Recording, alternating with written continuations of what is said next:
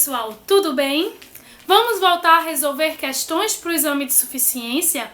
Agora nós vamos responder a questão de número 25 do exame de suficiência 2016.2 e a questão diz assim: em 1º de julho de 2016, uma indústria apresentou os seguintes dados: estoque de 100 unidades de produtos acabados no montante total de 500 mil, estoque de matéria-prima no montante de 200 mil.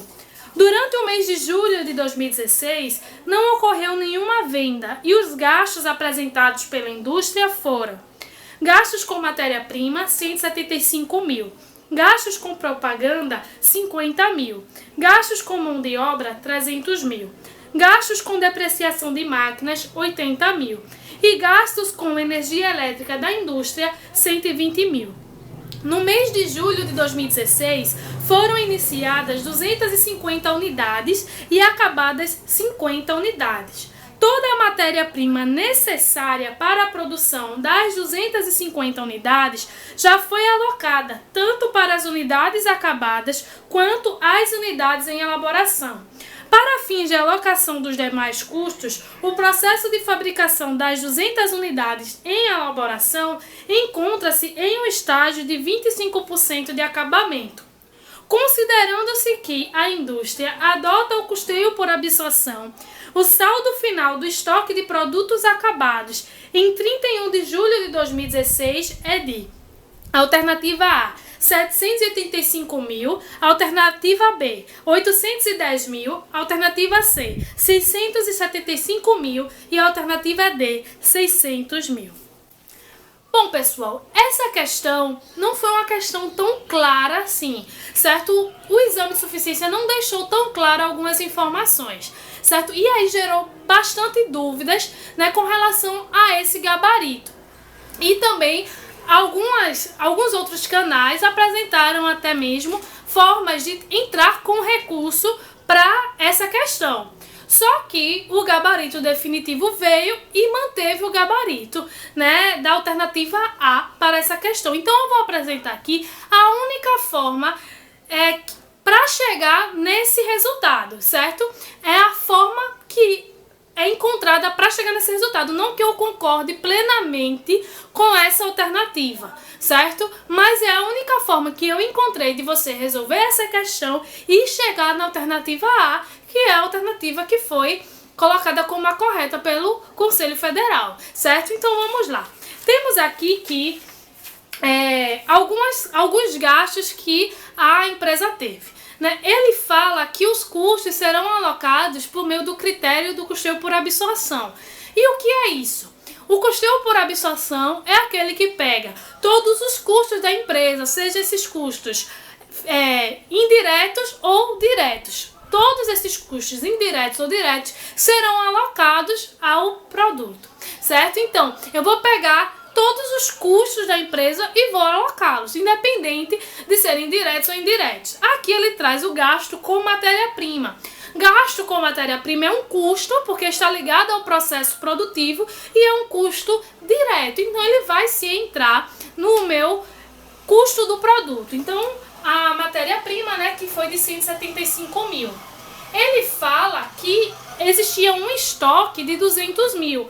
Mas o gasto, de fato, para a produção foi de 175 mil. Ele fala aqui de gasto com propaganda. Gasto com propaganda não é custo. Por quê? Porque não está ligado ao processo de produção, e sim ao processo de vendas, né? Então não é custo, é uma despesa, então não vai entrar, certo? Gastos com mão de obra. Mão de obra, sim, faz parte do processo produtivo. Então a mão de obra vai entrar no custo do meu produto, 300 mil.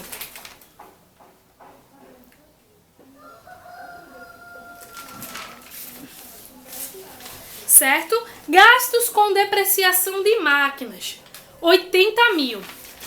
Depreciação das máquinas, as máquinas estão ligadas ao processo produtivo, só que de forma indireta, porque a máquina, eu posso utilizar a mesma máquina para mais de um tipo de produto diferente, ela não está diretamente ligada a um produto específico, então a depreciação dela é um custo indireto. Mas como eu falo do custeio por absorção, ele também vai entrar, né, no total do custo para a produção desse meu produto. Então, 80 mil. Certo? E o gasto com energia elétrica da indústria, veja, se é da indústria, está ligado ao processo de produção. Então vai ser um custo. Agora é um custo indireto, mas não deixa de ser custo. E como eu estou no critério de absorção, então eu vou colocar esse meu custo indireto no custo do meu produto, 120 mil. E agora, o que é que eu vou fazer? Ele me diz que ele começou 250 unidades e que para essas 250 unidades todo esse gasto com matéria-prima foi alocado. Então todo esse meu gasto com matéria-prima foi alocado nessas 250 unidades que ele iniciou a produção.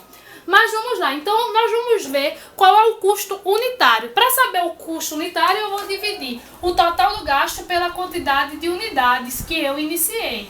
Já que eu estou usando 250 aqui, porque todo o meu gasto com matéria-prima foi alocado nas unidades que eu iniciei. E eu iniciei 250 unidades. Então vai ser um custo unitário de 700 por unidade.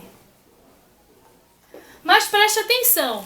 A partir de agora, esse valor vai mudar, não vai ser mais 250. Por quê? Porque apenas a matéria-prima é que ele deixa claro que foi alocado em todas as outras unidades. Os outros custos que a empresa teve vão ser alocados na quantidade de unidades que foram terminadas. E ele disse que foram terminadas 50 unidades, certo? Então, 50 unidades foram acabadas. Mas as outras 200 unidades estão em um processo de 25% de acabamento. Então, 25% de 200 unidades equivale a 25 unidades, a 50 unidades acabadas.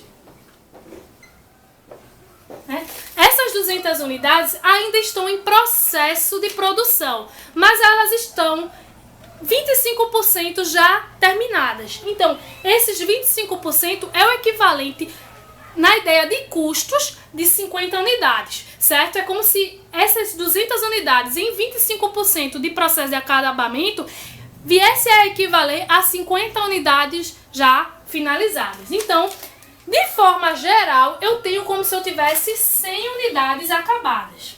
100 unidades acabadas, sendo que 50 de fato terminadas e 50 em processo de produção, mas que equivale a 50 unidades acabadas. Então, os demais custos eu vou dividir por essa quantidade de 100 unidades terminadas.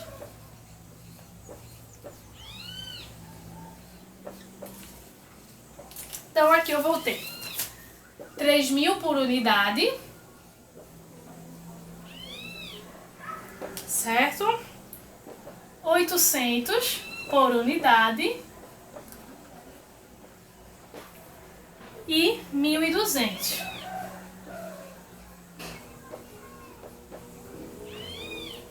Então, o que é que acontece? Vou apagar aqui, você já entendeu essa parte. O meu custo total por unidade vai ser de 5.700.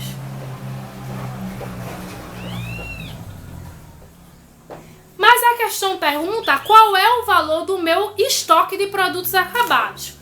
Isso aqui tudo eu tive que alocar entre as unidades acabadas. Mas qual foi a quantidade que eu realmente acabei de produtos? 50. Na DL não foi 100, não, foi 50. Os outros 50 é o equivalente das 200 unidades que estão em processo. Então, 5.700 vezes 50. 285 mil. Então, qual vai ser o meu estoque final de produtos acabados? A questão logo no início diz que já existia um estoque inicial de 500 mil. Mas esse que eu apurei no período eu vou ter um estoque final de produtos acabados de 785 mil, que é a alternativa A.